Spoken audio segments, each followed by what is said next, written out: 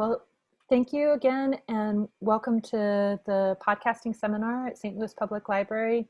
This is the third in a series of 5 seminars, and today we're focusing on editing and music. So we've been doing a monthly series that kind of goes over all the steps of podcasting. And before we get going, I want to do kind of a recap of that, but I want to also mention that Creative Experience is a digital makerspace at St. Louis Public Library.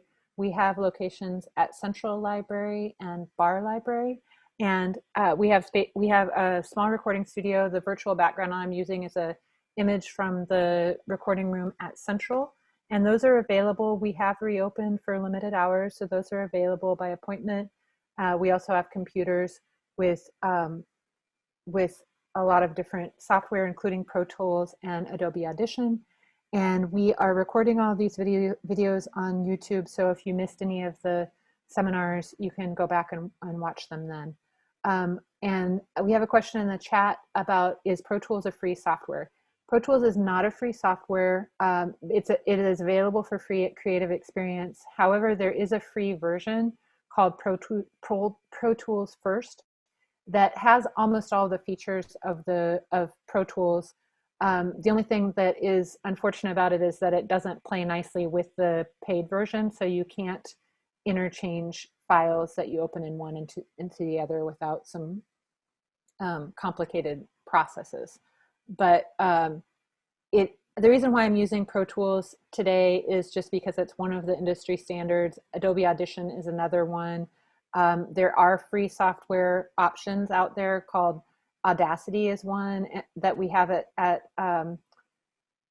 Creative Experience, and that is also available. But I'm using Pro Tools today because it has some features that I like, and it's the software that I demonstrated in the recording room training tutorial, which is also available on our YouTube channel. And so I wanted to be consistent with that. But although we'll be using Pro Tools today, the concepts are really similar for any digital audio workstation that you decide to use. There's some particularities and some quirks about how it's laid out, but all of the concepts are basically similar. So just to kind of recap the podcasting process, oops, let me go back one.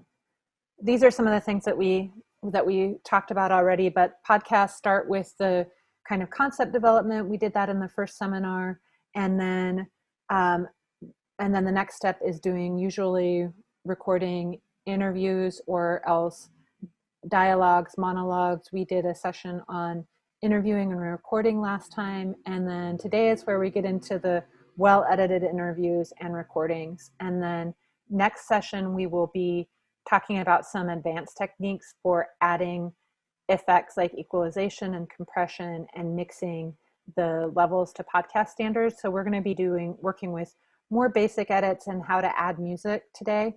But that's part of the bigger picture is doing that kind of mixing, and then eventually you finish your edits, you export a file as an MP3 with metadata, which we'll also talk next time, and then you upload it to a hosting site, and the hosting site creates the RSS feed, which is what allows your podcast to be picked up by different directories, and that's where people download it. So in the last session, we'll get into the ins and outs of the hosting and distribution, some free sites, some inexpensive sites, the pros and cons of what to look for in those.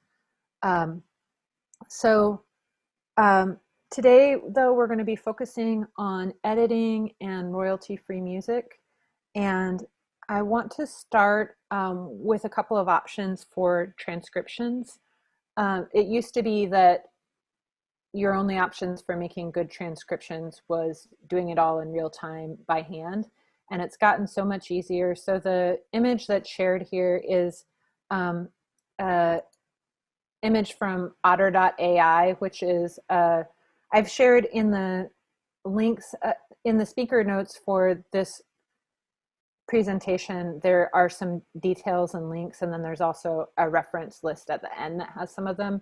And so Mary will send out this video to anyone who is registered, or if you would like if you're watching this later and would like a copy of this slideshow, please email us at the address that's at the end of the slideshow, and we would be happy to send that out to you as well.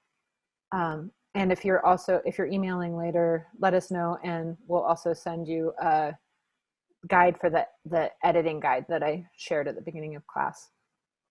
But I just want to mention that these are available. I don't always use transcription, and I'm not going to be necessarily doing it today. I just want to show you that it's out there, because when you do really long interviews, having it on paper to kind of see what you're working with, and the automated ones are not perfect, but it definitely gives you enough of an idea to remember where you were in certain areas. And it also is time stamped, which is really nice for your initial edit. So if you're doing a long interview, I would recommend considering this. And the otter.ai has a free version. It has a limited amount of uploads per month, but it is free, or you can pay a little bit more. And then there's a couple of other options that I've linked to in the notes, which are InkScribe and O-Transcribe, and both of those are free software that have some limitations, but that you do by hand, but that you can slow down the sound and add it and edit. So those are nice options, and I just wanted to make those available. The other great thing about transcribing is that I'm talking about transcribing before you start editing now and doing some of the edits on paper, but transcribing is also great for your finished episodes because it makes them more accessible to people that are hearing impaired. If you have any questions as I go, feel free to put them in the chat, and I'll try to answer them, and there'll also be time for questions at the end. And so I just wanted to kind of talk about some of these, getting your materials ready before we get into the actual editing. But royalty-free music is also something to think about. Podcasts have different licensing rules than radio because of the fact that you can download them. The licenses tend to be really expensive. And there's also fair use, but this is a legal issue, which I can't speak, I'm not a lawyer, and those kind of things are usually only decided in court. So be careful about what you use, and do research if you think it may fall into fair use. But when you're thinking about just music to have in the background or for transitions between your sound, I would really recommend that you either considering creating your own, or asking an emerging artist to create music for you, or looking for royalty-free options. And so in the speaker notes for this, I've shared links to a few, archive.org, Dig, CC Mixter, and Bensound. And I shared a couple of those links at the end too, but those are some great places to find royalty-free options that you can use.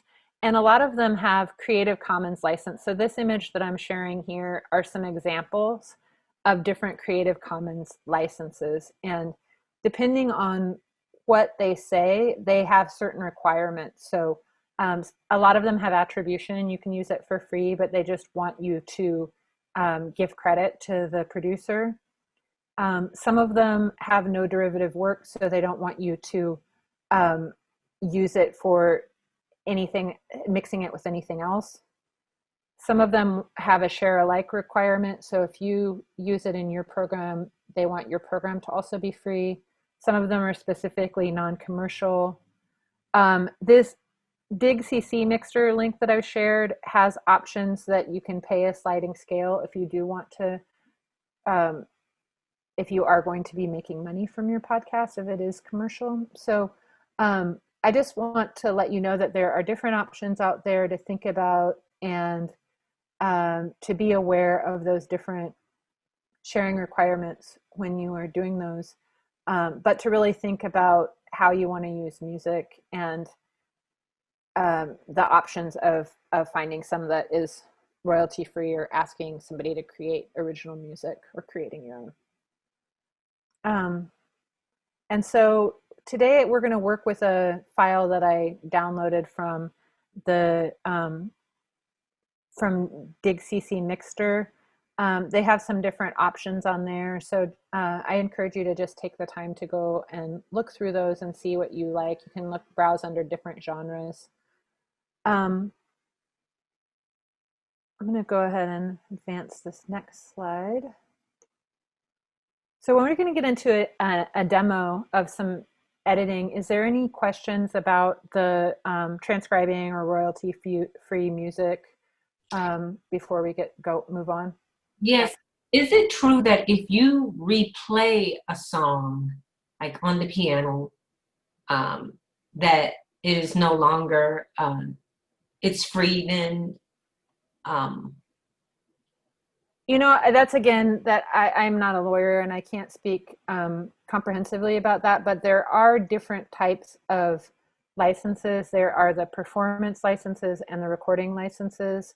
That's something that you would want to do more research about. I would say that unless you know that it's a really old song in the public domain, you may choose to veer away from that unless you have a really specific reason for wanting to use that song, because I just don't know for sure, and I think that you're safer using original music or music that you know to be either royalty free or in the public domain. And the archive.org has a lot in the public domain too.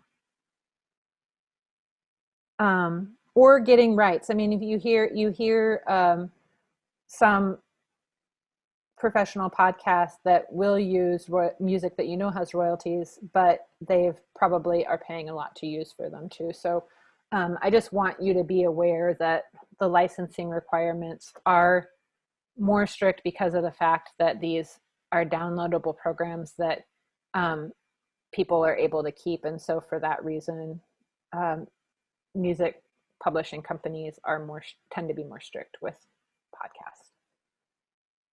Any other questions on those? Okay, feel free if you have any as we go, but I want to move into just doing a demo. And so, like I said, we're using Pro Tools today. This is a picture of an interface, and the guide that I've shared with you has this in it too, as well as some of the details of the different tools. Once again, they all do similar things. There's just certain ins and outs of either one. So I'll be talking about Pro Tools today, and I'm going to use a raw interview from a piece that I recorded for Your Library podcast, and just as an example, and I'm going to show you some basic editing in it, and then I'll show you also what I did with that piece. So feel free to ask questions as we go. The sharing sound for other applications in Zoom is a little bit tricky. We've tested it and it seems to work, but the volume is a little bit on the low side. So when I start sharing the Pro Tools session, I would recommend turning up your volume and wearing headphones if you have them. So I'm going to go ahead and pull that up right now.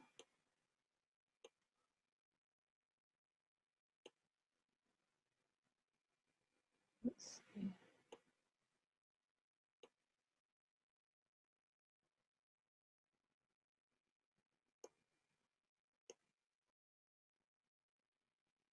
All right. Everybody see Pro Tools now? Let me know if you cannot see it. Okay, great. So this is an interview that we did for the podcast with Mark Pagano who is teaching a workshop called Song Shapers Workshop. Thank you. And so let me just play a little bit of this from the beginning. Song Shapers, Endangered Species. Can you guys hear that all right? Not really. Okay, I'm not going to be able to turn it up. I'm at the loudest that I can. Can you turn yours up? That is better. Good. All right. Good morning. Give you guys a minute. I'm sorry that I'm not able to turn it up any louder with this. I hope I can hear it. You can hear it? Okay. I hope that if you turn your computer up and ideally have headphones, you'll be able to hear it enough to get the most of this. Um, so this is raw audio, and what I want to basically do first, I want to tell you a couple things about the interface. When I recorded, we had two microphones, and that's why we have two tracks that are playing at the same time. And so my voice is primarily on this first track, and Mark's voice is primarily on the second track, the one that is green.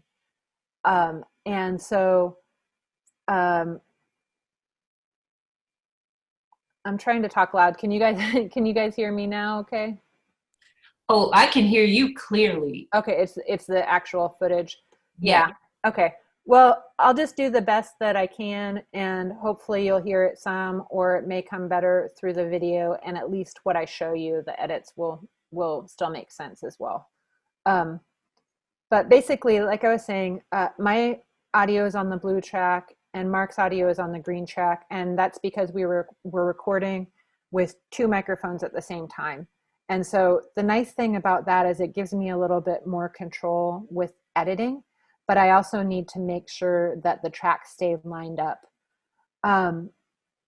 So I'm just going to show you around Pro Tools just a little bit. Up here in the corner is what we call the transport, and it's kind of like an old tape deck. You have the blue is the play button. This one here is, the blue is the stop. The play is looped right now. This is recording, which we're not going to do. These are rewind and fast forward. The shortcut to start and stop it is a space bar too, so that works really nicely. And then up here, we've got some different tools that I'm going to tell you about as we edit.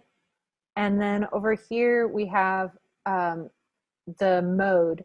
And this is particular to Pro Tools. Different programs do things differently. But I'll show you what I mean with these. So first of all, let me tell you about these different tools. If I select them one at a time, this is the selector tool, and that allows me to go through, and it gives me this kind of I-beam, and I can highlight different parts of the track. If I do the hand tool, it gives me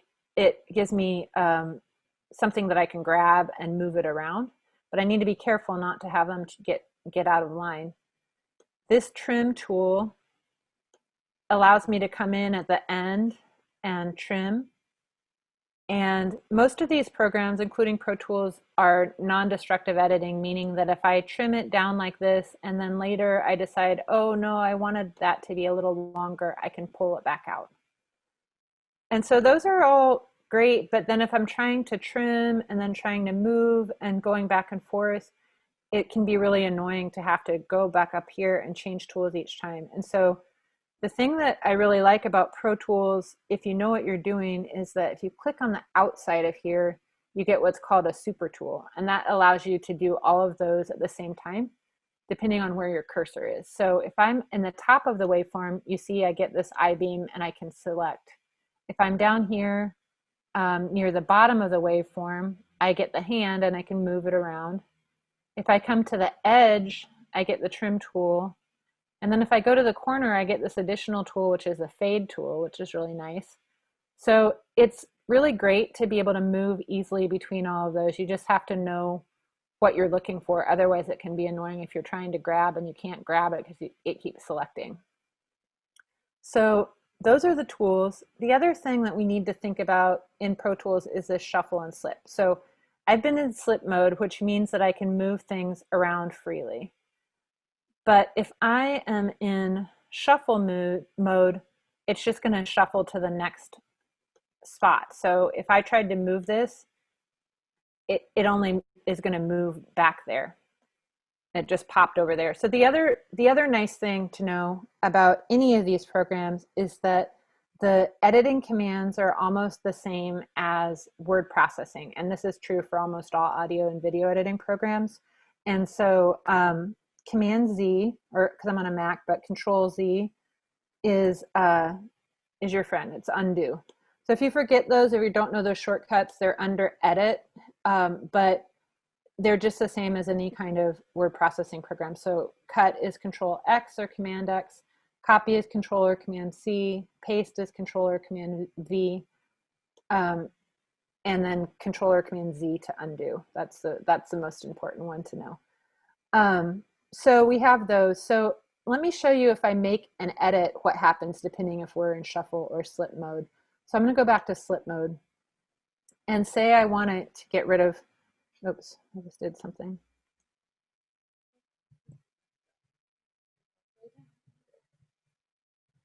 All right, that is better. Okay. So this is, I think I had already made an edit here at one point, or maybe I had stopped and started. So these are actually a separate clip. So if I want to just get rid of this part where we're figuring things out, if I highlight them, if it's in the slip mode, if I just go delete or Command Control X, it deletes it, but it leaves that gap, which isn't a big deal. But if I was trying to edit out something in the middle of it, I would have that gap. So let's put that back. If I go into shuffle mode, it scoots it over. So that is nice. I use shuffle mode a lot when I'm editing, if I want to get rid of ums or something like this. About giving people the opportunity to write their own original songs and record them. And this specific project is the Endangered Species Project. Can you talk about your focus on that? Yeah, so Endangered Species Project. So let's just, Song shapers. I am Mark Pagano. let me just try to, I'm trying to, so the other thing I can do is I can use these plus and minus down here to spread this out so I can see a little bit. I just want to find a part that I want to edit out. Brought program Song Shapers to the library, and it was a really great experience because there's great resources here and helpful people, and we had a fairly diverse group of kids. It was small, but they were all fully engaged. Can you tell me a little more? What age kids were you working with, and how did it go, and how did their songs evolve? I believe the camp was. So let me just, so I'm deciding I don't need my question right there. I'm going to pull it back a little smaller so it's easier. So you can see that we're both sort of talking at the same time. This is my question right here. In this specific, Oh, right here. Into it. Do you mind playing a little bit of it? Oh, sorry. I got ahead. Let's see where I was. Oh, your focus on that. Yeah. I think I was just trying to see where I lost my spot. I'll go Control Shift Z and get rid of that again. Really responded to it.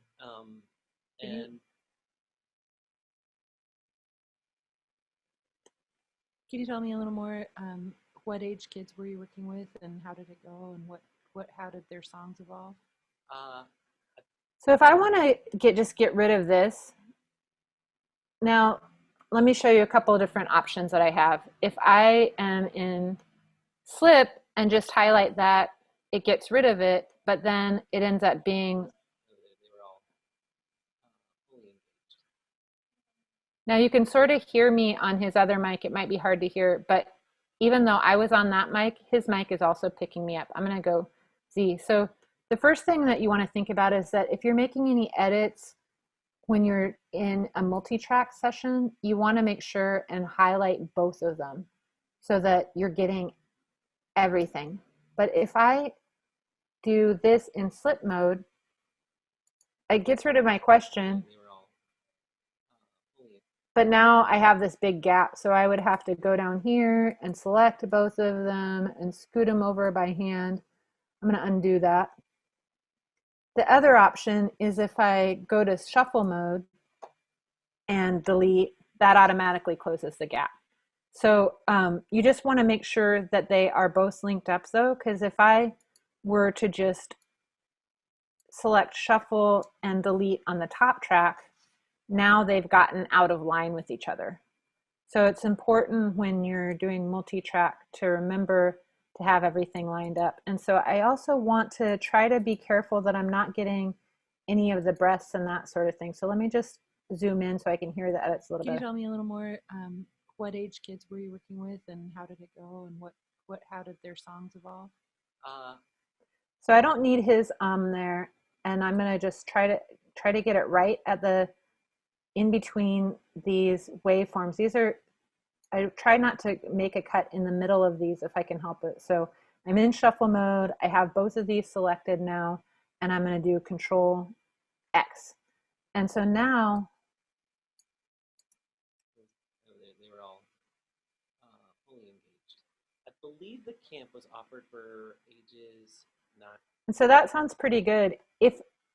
When I do a cut like that and have the super tool, if I hover down near the bottom, I also get this crossfade. And sometimes it's nice to go and put a little crossfade if you hear any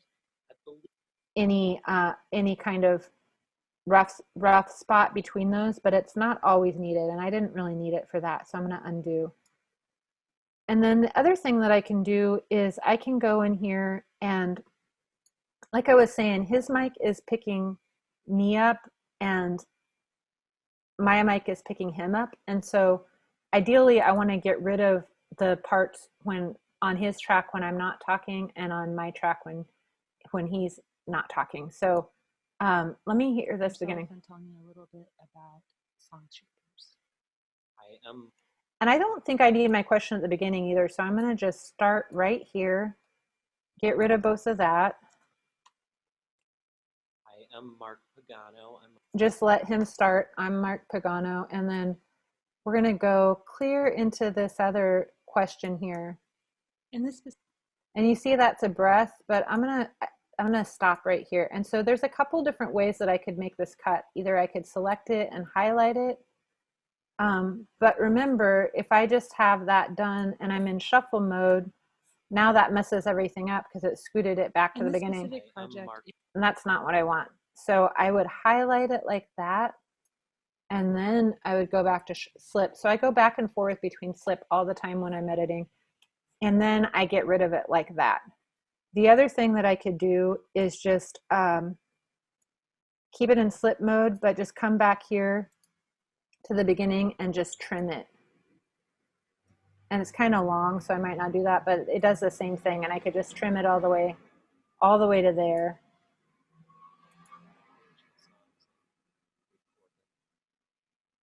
In this specific, and this is a little bit of a long space between here, so I might highlight both and then go back to shuffle. And even though I don't have any clips in the top, if I highlight that space, it'll make it scoot back at the same speed. So I have them highlighted both, I have them in shuffle, and then I delete. And so now we're like this. And this specific project is the Endangered Species Project. Can you talk about your focus on that? Yeah. And so now I'm going to go back to slip mode, and I'm going to pull his back here so it just is mine. And it's a good idea to never have any space where there's no background at all, because even though you can hardly tell the difference when someone's not talking, there's a little bit of background on the recorded sound. So I'll just drag this one. Oh, this has my breath in it and I don't want that. Let's see if this one has a little tail that there's nobody speaking but is some ambient sound. So I just drag them to overlap a little bit like that. And this specific project is. And the other thing I can do is make a little fade in if I wanted, if the background is a little louder and noticeable. And this specific project is the Endangered Species Project. Can you talk about your focus on that? Yeah, so Endangered Species Project was originally So let's get rid of this and here's a thing to think about these uhs. Right here, you can start to notice these blobs. Project. Right here. So when we speak, and if I were to go back and listen to this video, it'd drive me crazy because I'm sure I'm saying and a lot. But when we're having a conversation in person and in real time, those things are more part of normal speech. We don't notice them as much. But when we're listening to an interview that's obviously been produced, hearing too many of them can sound distracting. But at the same time, if we get rid of every single one, it also can sound unnatural. So there's sort of an art to editing, to trying to keep it sounding as much like the person's real rhythm and cadences and natural speech patterns, but also cleaning it up a little bit for the listener. And so it depends on the person, it depends on, and it's also sort of an aesthetic choice, but I tend to remove about half of the ums and ahs and uhs and just kind of vocal false starts that people have, but I don't take them all out. And I try to kind of get the low-hanging fruit, which are the ones that when I'm looking at the waveform, I can see them very clearly together as its own little blob in the waveform. If there is an mixed into here, I wouldn't be able to get that out without making it sound very obvious that I cut it. But this one I can get out smoothly. The other thing I want to say about editing is every single time I make an edit, I play it back and listen to. So that's really good to get in the habit of always playing back, even if it seems tedious, to hear how it sounds. So we'll play it before. Project. And then I'm going to put it in shuffle mode, and I'm going to select it, and I think I want it to stop here. I'm going to make sure I get the top track too, and then I'm just going to go delete, and then I play it back to hear that's how it sounded. Project was originally in. And that one, I think there could be a little bit less space here, so I can trim, but I want to make sure, again, I'm doing, I'm shift clicking so that I have both of these selected, because I don't want to just trim this and have it get out of sync with this. I get down here and it's trim, and I'll just take a little bit off like that. And then again, I play it back. Project was originally an album that I released with my band Fire Dog. It all kind of So here's an example of one I probably won't try to take out, because it says it's all kind of mixed up in there. I might be able to get that out, but it might sound obvious. So let me try it. And that might actually sound okay if I did a little fade in here.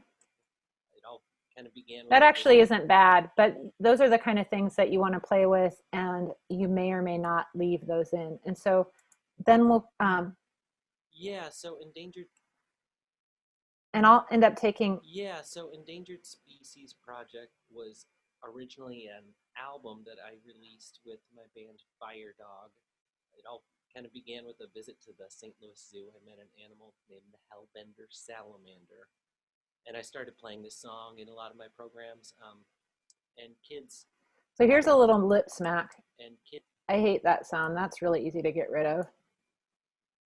Again, I'm highlighting both of the things. And kids, in particularly, really responded to it. And that's an I could probably get out. To it. Do you mind playing a little bit of it since you mentioned it? Hellbender? I could. Since you have your mic, since you have your guitar. I do have my guitar. I could get it out. So I'm going to show you what I ended up doing with this. Sorry to put you on the spot. That's okay. Since you brought your guitar. Yeah, for sure. We could do that afterwards too. It doesn't matter. Okay. You want Let's do that. Plug it in. Okay. Yeah. Okay. Sorry. That's okay. Okay, so so in the final piece, I ended up cutting all of that and then taking the song that he had and putting it closer to there. And so I'm going to show you that. I just want to show you a couple of other tools with this. This is my first. Say this right here. Is this your first time working at the library? Say I decided I wanted to put that later, and I'm going to go ahead and just select both. I'm going to do copy. I could cut it as well, but just to show you that I could paste it at the end. And I'm going to undo that because I only was in the top track. It only pastes to the top. If I highlight both, then it pastes both. Also, I want to show you that if you, depending on what mode you're in, like if I go right here, since I'm in shuffle mode, if I do Control V, it pastes it right over that little part, and it ends up in between there. If I'm in slip mode, it pastes it, but then it just covers over. It doesn't scoot anything over. So it's really important to know about which mode you're in as far as the copy and pasting too. So I want to show you, I'm just going to pull up real quick this other piece that I did to kind of show you how I ended up playing with that. And then I want to show you how to add some music. So let me open the other session.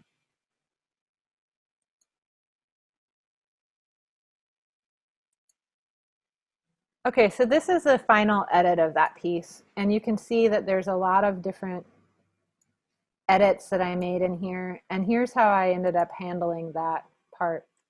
Kids, I started playing this song in a lot of my programs, and kids in particularly really responded to it. Do you mind playing a little I bit left of that since you have your guitar? I do have my guitar. I could.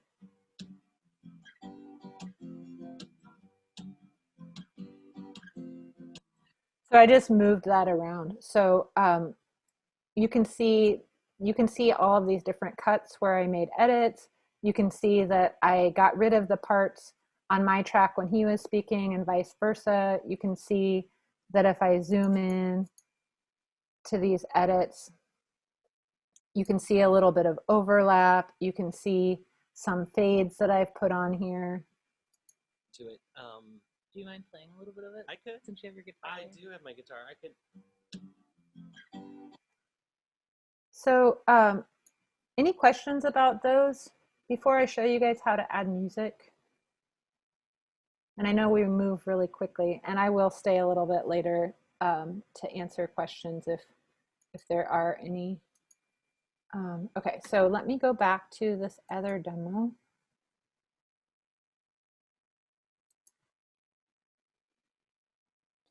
So we have this this piece here. Let's say I have some music that I downloaded, and I do have a piece that I have downloaded from I think from Dig CC Mixter.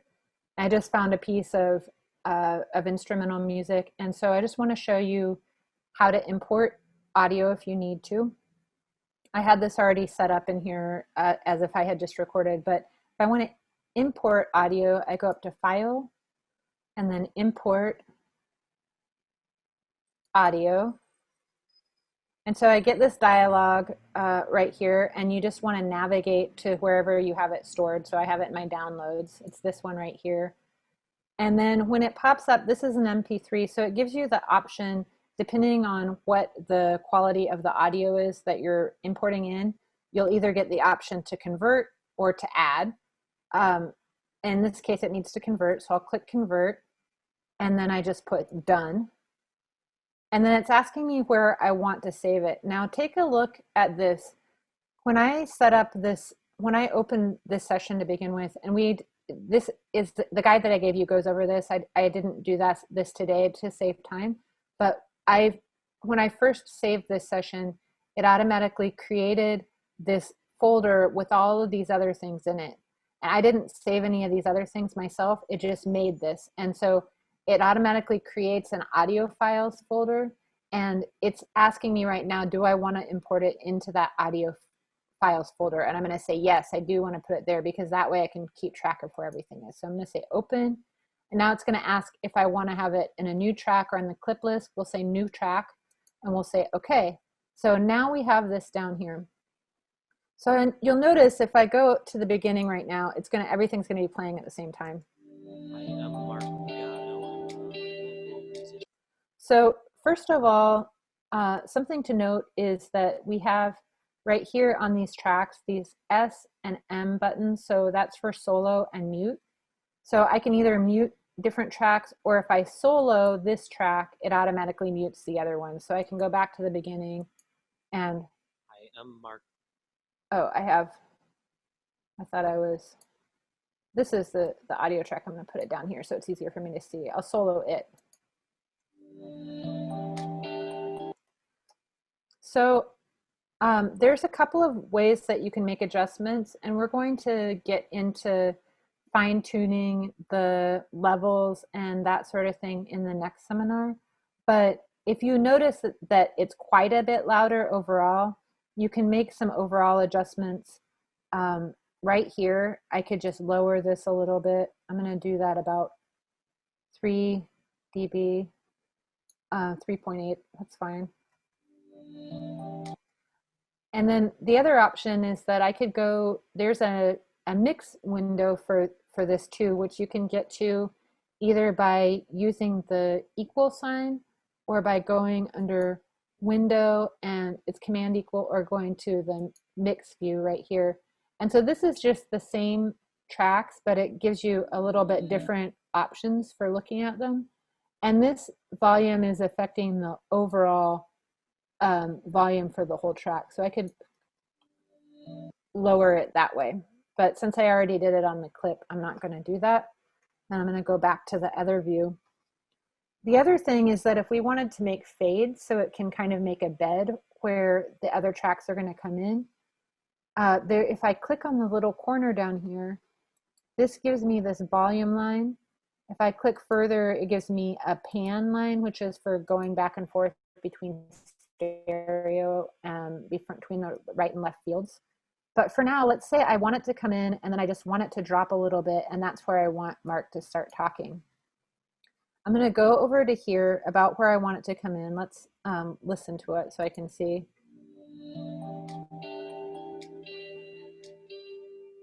So maybe right about there, I want it to start fading. So I'm just going to click Command or Control, and then I'm going to make, these are called keyframes. So it's going to be at the normal volume until I make a keyframe, and then I'm going to make another one where I want it to start to go down. So let's say right here. And then I'm just going to, after I make that, I'm just going to grab and drag it and see how far I want to do it. And the faster that you make this, a more abrupt of a fade, so you can experiment with that. Let's see how that sounds.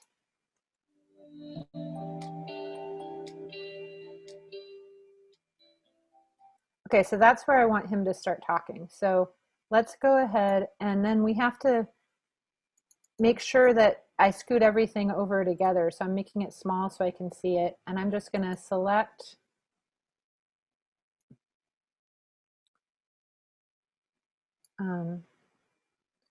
I don't need this one in here. I'm going to get rid of that. I'm just going to, actually the easiest way is to go up here and just highlight these two tracks, make sure I have everything, not the bottom track, and then just scoot them together so that it stays all lined up. And let's see how that is right there.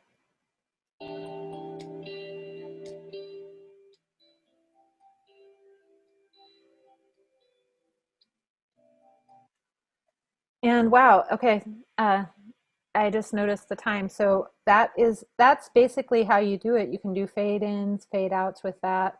It's important to save your work, and then you need to also save it as an MP3 or WAV. We'll go over that more in the next session, and there are also our details on the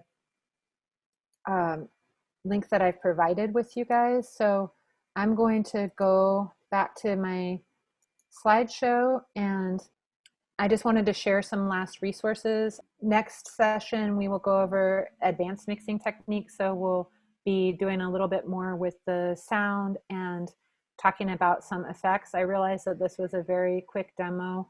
I want to let you know that there are other resources available.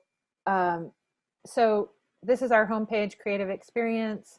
We also have a link to the library podcast. There's a link here to our YouTube channel, which also has the previous sessions, or you can watch this one.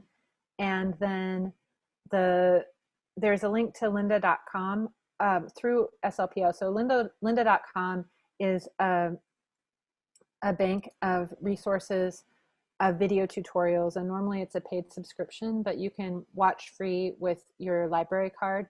And you can look up things like general things such as podcasting, or you could look up specifically tutorials on Pro Tools, and they're really great. There's a lot of different options in there. So I really encourage you to check that out. And this is a link directly through our website You can also access it on our website under digital content. But if you log in that way with your library card, you can access everything for free.